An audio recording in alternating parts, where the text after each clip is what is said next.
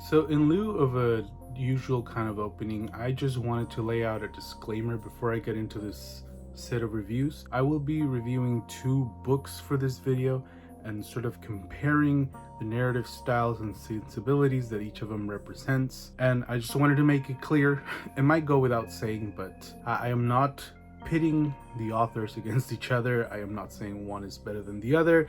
I am merely explaining my own tastes, my own preferences, and saying which book worked better for me. Of course, people have different kinds of tastes. Some people may like books that I don't like, and vice versa. So it's all opinions. Who would have thought, right?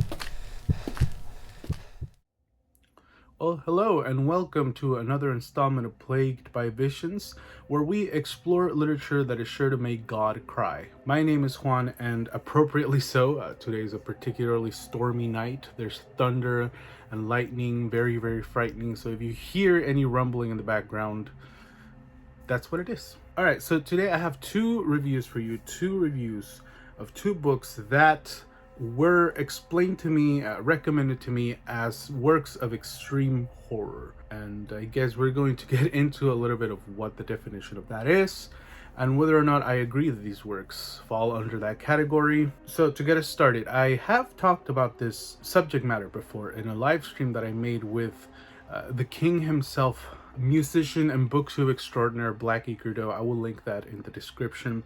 And coincidentally, this was another, well, one of these books was a buddy read that I did with him, and the other I read because he read and reviewed it, and it sounded really interesting, and I wanted to check it out. So this is kind of like a Blackacre special in disguise.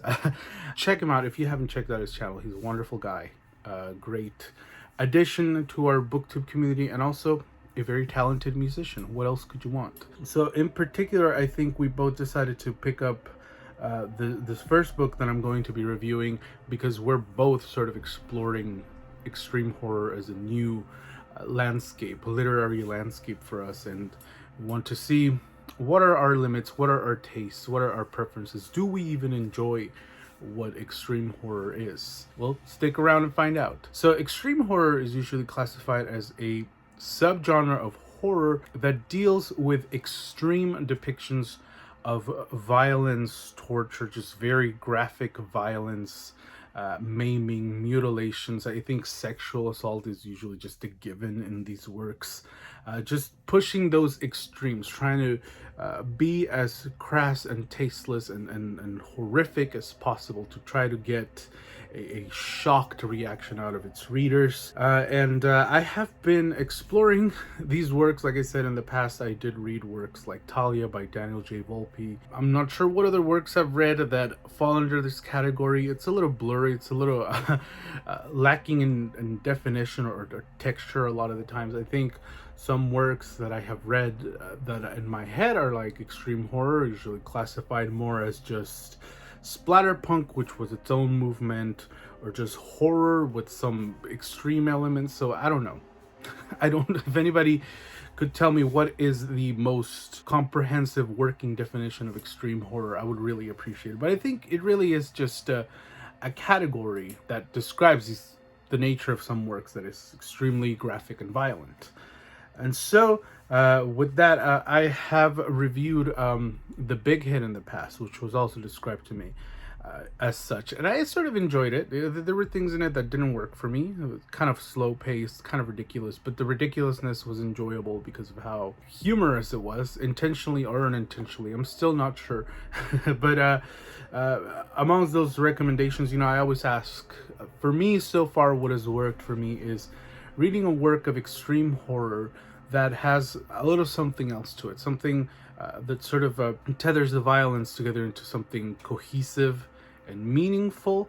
And due to that, I was recommended this particular work a lot. This is The Slob by Aron Beauregard, which was published in 2019. Well, as you can see, I mean, if you look at the cover, you cannot mistake it. This this is extreme horror as it gets. Like I said, our buddy read this with Blackacre though. I'm sure he'll have his review up someday. So I will link it down there when that happens. Now, this is a story about a young woman who introduces us to her sort of background history. She is a germaphobe due to a lot of traumatic experiences that she went through during childhood, in particular a suicide in her family that made her sort of be fixated on cleaning, trying to get an order into her life and that kind of stuff. There's a deep, and I would say, you know, very sort of rich characterization of who she is as a person, what she's gone through, what she aims to sort of get out of life, and the kinds of relationships that she's forged or pushed away along. Now, I gotta say, I did enjoy a lot of that characterization very much. The first 50 or so pages of this really sort of impressed me by how well written this was, by how sensible and sort of human this depiction of this young woman was, and you know, it's sort of stark contrast with what you would expect from when you just look at a cover like this. But don't worry, we get to that. And then of course eventually she finds this gig of making extra money. She's pregnant and wants to get as much money ready as possible for when they have a child, to have a secure life for her and her family. So she gets into the business of being a door-to-door saleswoman who sells these very effective vacuum cleaners, the sort of carpet cleaners that you know, all the people love. She's been making tons of money. She's pretty much sold them all over her neighborhood, and eventually, as she's running out of houses to sell them to, she ventures out into the outskirts of the city and finds this isolated home. It's one of the few homes that she still hasn't sold a carpet cleaner to, and that of course is the home of this deranged monstrous beastly killer known as the Slob. That's where we get into the usual sort of extreme horror fodder of extremely graphic depictions of violence and sexual assault and just every monstrous atrocity you can think of that she undergoes, that she withstands, and that she eventually tries to break free of. Very a slasher cat and mouse game that we get into.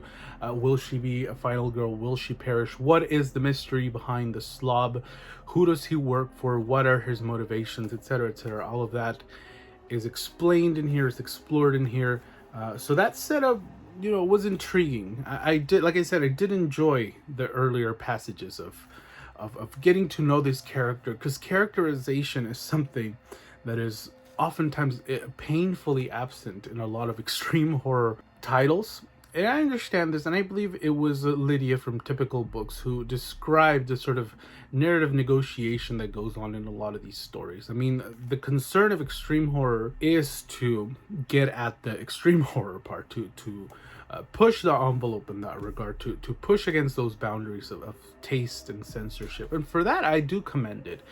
I will say I do commend that sort of artistic endeavor to constantly try to be as graphic and crass and incorrect as possible, you know, for the sake of freedom of expression. That is an endeavor that I do appreciate and that I do respect. So that's where it's at. But as Lydia from Typical Books said to me, you know, oftentimes these publications are short. I believe shorter publications tend to attract more readers. Most of extreme horror is independently published because you know, major presses are completely opposed to publishing stuff like this, and so they go the independent route.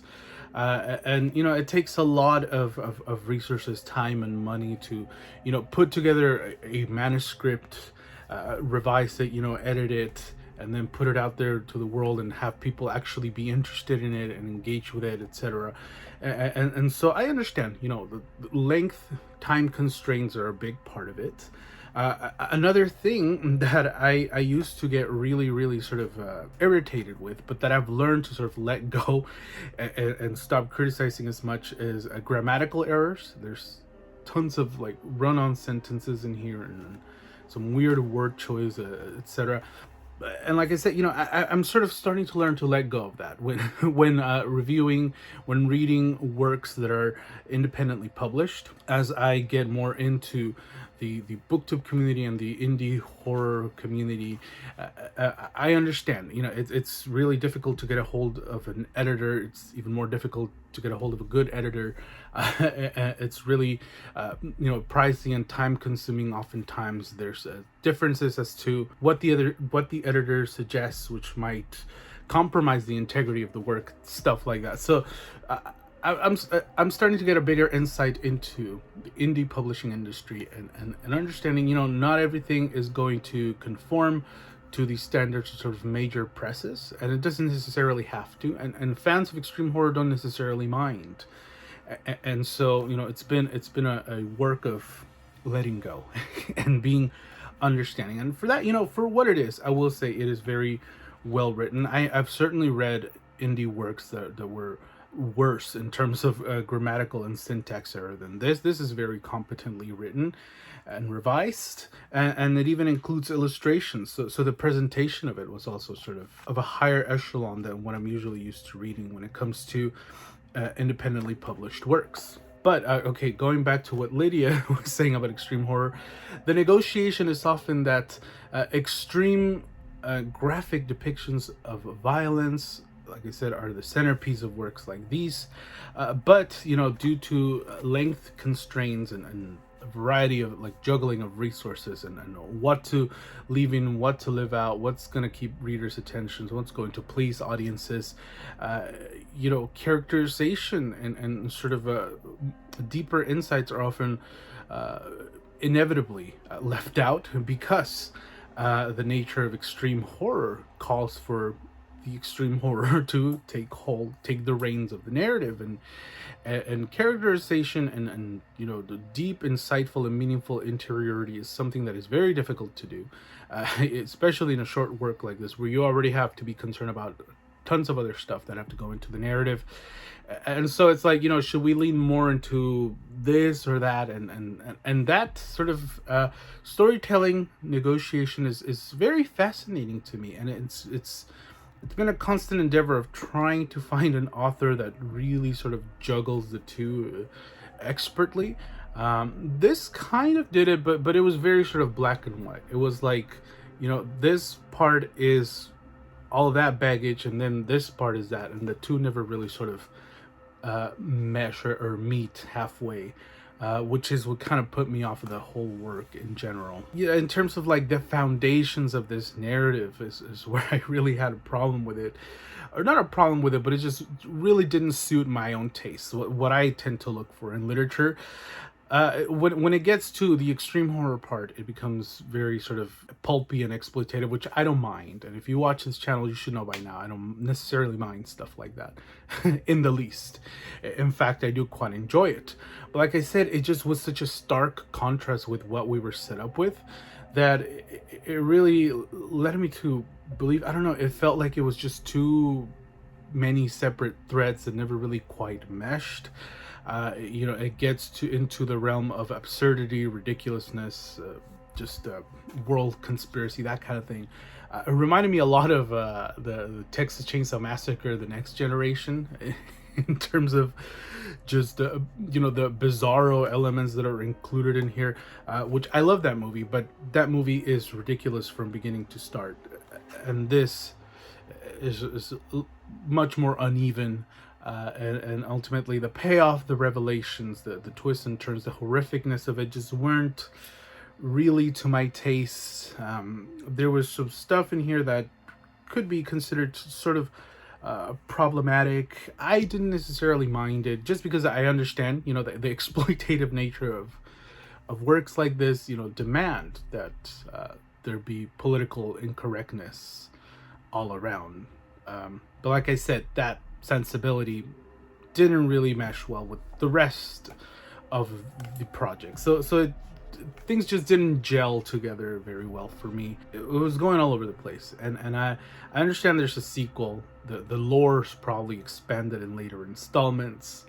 And that could lead me to appreciate the story a lot more. I don't doubt that it could.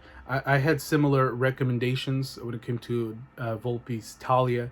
Like, oh well, if you read Billy Silver, I believe the book is called, you'll appreciate Talia a little bit more, and that's fascinating. That's interesting. Maybe I'll get to them someday, but I also think just narrative wise and foundation wise, like I said, the overall project that we have here, and the writing and stylistic sensitivities of the author just weren't really to my taste. I did end up giving these 2 stars out of 5. Like I said, very competently written. There were some compelling passages towards the beginning, but when we get into the relentless extreme horror of it, we kind of lose sight of what we started with, and it really is kind of like, well, we're at point A, now we're at point B. The two are completely separate, never connected, and that's all we get. And then there was a kind of a plot hole. I don't know if you would call it a plot hole, but well, there's a character in here that doesn't have any lips. They've been torn off, but she speaks perfect English without any sort of impediment. And that's where I was kind of like, okay, well, that's fine, I guess. So 2 stars out of 5. Not absolutely terrible. There are things in here, like I said, that I enjoyed, but overall, all things considered, 2 stars out of 5 for me. But a lot of people have enjoyed this, and that makes me happy. Honestly, I'm not being sarcastic. I'm not being shady or whatever. It makes me genuinely happy that authors can go this far, that authors can push the envelope so far as they want, and there will still be people that can appreciate it. I appreciated some aspects of it, but still, I'm happy that there's an audience for this. And of course, wishing no ills to Aron Beauregard himself. It was just not for me. And now we get into the other extreme of this extreme horror double feature. And well, this is where I get kind of confused. Well, this was introduced to me as extreme horror by Blackacre, though, but not just him. A couple of other people have described it as such on Goodreads and elsewhere. This is Sinister Mix by Brian Bowyer. And this was published, I believe, 2021, this year. Okay, cool. Brian Bowyer is a wonderful guy. I have exchanged some messages with him, and I reached out to him because of how much I enjoyed his writing. This is a collection of short stories. They're very brief, sort of snippets of atrocity and bizarre, almost otherworldly circumstances in a lot of cases. There are tastes of the supernatural in here. There are tastes of extreme horror in here, definitely, of crime thrillers, of revenge thrillers, of just plain old good old-fashioned horror, that kind of thing. And this I really, really enjoyed. But like I said, I'm not sure if I personally would classify it as extreme horror. There are tinges of it, but it is just so brief, and there is a method to the way that it is presented, and there's a technique to it. And I think that's kind of like the main difference between the two, is that this had a sort of very noticeable narrative prowess to it, but I didn't notice any sort of technique to balance everything together. And this, the technique. It was just so wonderful to behold. and I'll tell you, the prose that Brian Bowyer deploys in this book is one of the most unique narrative styles that I have experienced in recent years. Definitely one of the most unique narrative styles that I've seen in indie publishing. It's just I think it owes a lot to sort of oral traditions, oral storytelling.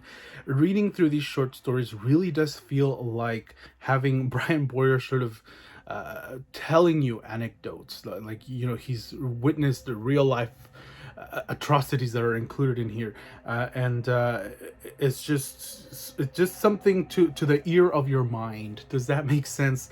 And then I sort of confirmed this. I was watching a video by Brad Proctor, who is another great horror booktuber. I will link his channel and that video below. He's doing this Halloween special sort of series of videos, and one of them was Brian Bowyer explaining how he got into horror, and the way the man speaks is very reminiscent of the way that the writing style that we see here. It's very sort of laconic, very terse, and brief use of words. There's a richness of dialogue in here throughout the stories, and the way that they are told is kind of hypnotic in a way, or it's even, there were stories in here that I didn't particularly care for, but none of it is time wasted, because like I said, they're pretty short and they read very fast, and the rhythm to the storytelling is what really gets you. Is that even if the payoff of a particular story is not to your taste, the journey there sort of massages your brain for lack of a better term, in a very interesting way. And it's really something you have to read for yourself. And if that sounds interesting to you, I really, really recommend getting a hold of this. And like I said, when we get to the actual horrific part, which is usually a revelation, which is usually like a final twist, a final, turn of events that turns gory or bizarre or fantastic or all manner of, tastes of horror. It's a brief glimpse, and this is where I see a lot of similarities to authors like Jack Ketchum, of course, my favorite horror author, I will say that. So of course I really enjoyed this because of that, but Jack Ketchum was really about this close intimacy with the ugliest things in life, but an intimacy that is brief, that is sort of like lighting a match and then blowing it out. But the spark was there, and then maybe running your finger through it and getting burnt. But then the flame is gone, and then you're left sort of to wonder what the fuck was that. But in a very wonderful, sort of horrific way. Stories that really stood out to me in this collection were Family Portrait, which is the first story in here. Maternal Flame gave me some taste of things that I read in Ketchum's Peaceable Kingdom, and I mean that in the best way possible.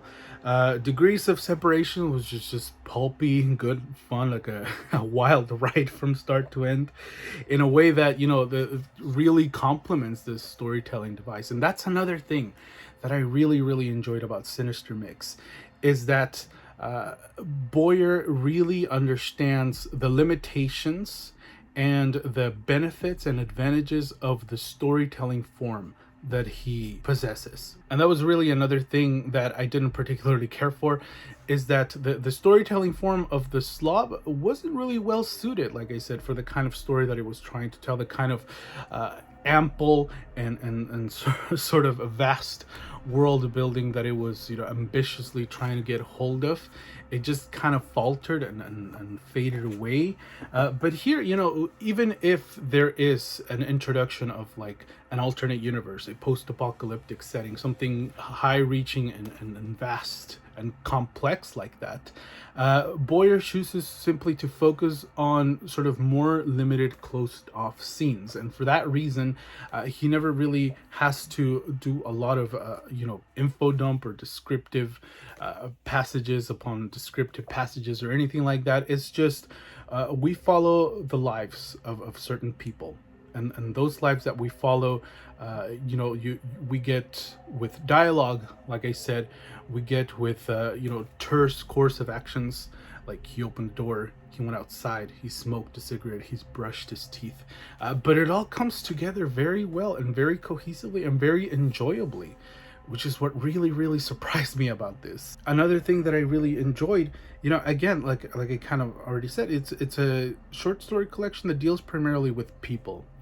And it's not overly sentimental or overwrought with passages that are trying to emotionally manipulate you or anything like that. It's just showing quotidian day-to-day lives that are interrupted by some sort of catastrophe, and that interruption, the meat of the story, is what really stands out vividly, and it's what really matters. But also, the quotidian nature of it is something that's quite peculiar, but also quite fascinating to behold.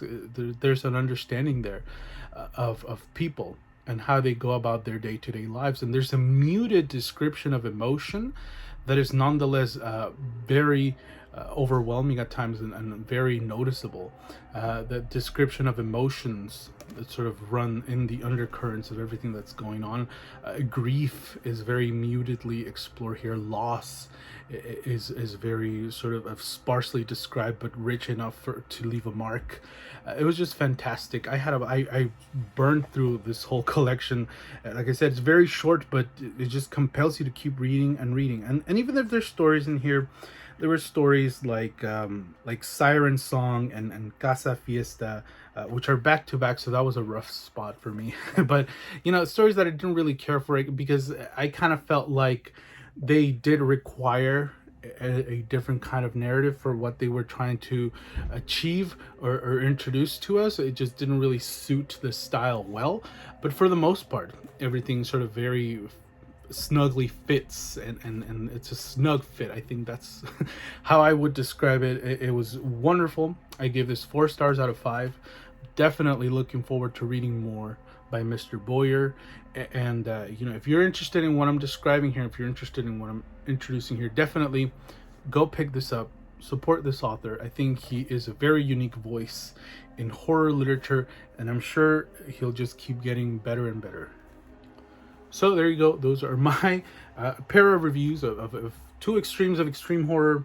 One that is definitely extreme horror. The other that plays with the conventions of extreme horror, but has a little something else that was very much to my liking. So let me know in the comments, what do you enjoy about extreme horror, if you're a fan of it. And like I said, I don't want to sound like I'm being judgmental or critical, because certainly my tastes fall on the more tasteless side, and there's absolutely nothing wrong with that. But there's those particular conflicts that I have with narrative style and technique and presentation that sort of really throw me off. But like I said, I can appreciate and respect the nature of it, which is what matters, I think. But if you're a fan of extreme horror, let me know, what have you enjoyed about it? I think I've posed this question in other videos tons of times, but I'll pose it again. Why not? What have you enjoyed in extreme horror? What do you recommend that's a little something more, unique or momentous in some way or another? I'm very interested in reading that. I do have other titles in store that I want to read. I am not giving up on extreme horror. I don't want to give up on extreme horror. I will keep fighting the good fight, and I will keep looking for titles, looking for hidden gems that I'm gonna enjoy. I'm not giving up. So I hope you enjoyed that. I hope you're all well. Continue to stay safe, and I will see you in the next one. Take care.